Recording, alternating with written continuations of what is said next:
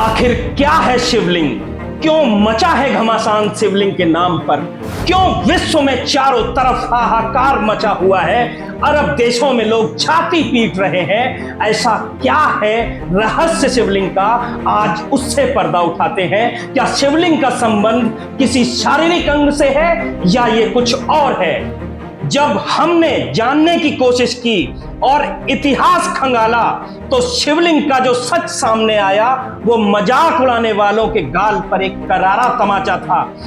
इतिहास के पन्ने बताते हैं कि शिवलिंग का तात्पर्य शिव के प्रतीक से है, जिसे कुछ मूर्ख शारीरिक अंग से जोड़ रहे हैं। जिस पर कोई प्रतिमा न उकेरी गई हो, जो प्राकृतिक रूप से जन्मा हो, उसे शिवलिंग कहते हैं। लेकिन आज कुछ ऐसे महामूर्ख जिन्हें व्याकरण के लिंगों का भी सही ज्ञान नहीं है, वो शिवलिंग पर ज्ञान की आयतें पढ़ते नजर आ रहे हैं। व्याकरण में जिस तरह स्त्रीलिंग, पुल्लिंग और नपुंसक लिंग होता है, जो स्त्री, पुरुष या किन्नर का प्रतीक है, उसका संबंध व्यक्ति के पूरे शरीर से है, ना कि उसके किसी अंग विशेष से। इसी क्रम में शिवलिंग भी शिव का प्रतीक है, शिव के भक्तों का प्रतीक है, उनके अनुयायियों का प्रतीक है, ना कि किसी अंग विशेष का।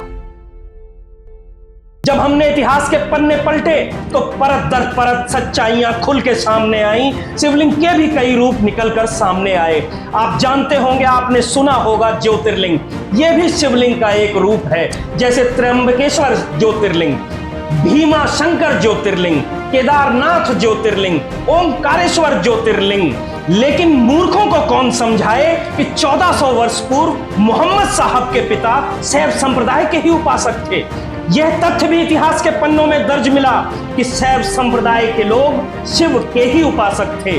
साथ के साथ यह भी सामने आया कि शिवलिंग को मानने पूजने वाले लिंगायत अनुयायियों का पूरा एक संप्रदाय है, जो इष्टलिंग, मतलब एक और है शिवलिंग का प्रकार जिसे इष्टलिंग कहते हैं, जिसे लिंगायत अनुयायी अपने गले में पहनते हैं। सत्य यही है कि 5000 वर्ष पूर्व भी शिवलिंग पूजा जाता था, आज भी पूजा जाता है और पृथ्वी के अस्तित्व तक पूजा जाता रहेगा। ये शिव के भक्तों का प्रतीक है, ये शिव का प्रतीक है, ये महादेव का प्रतीक है। इसका किसी अंग विशेष से कोई संबंध नहीं है।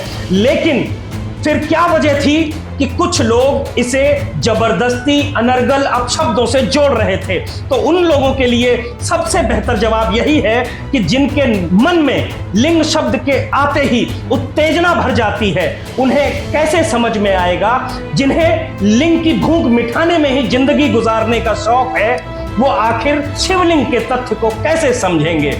मैं सिर्फ इतना कहना चाहता हूं कि शिव ही सत्य है और महादेव ही सार्वभौमिक सत्य है। वो सर्वव्याप्त है। आप उसे किसी भी रूप में पूजें, अल्लाह कहें, पैगंबर कहें, जीसस कहें या महादेव कहें या शिवलिंग कहें, वही सर्वव्यापी है, वही महादेव है। वो मेरे अंदर भी है, वो तेरे अंदर भी है, वो आज भी है, वो कल भी है, क्योंकि वही शिव है, वही सत्य है।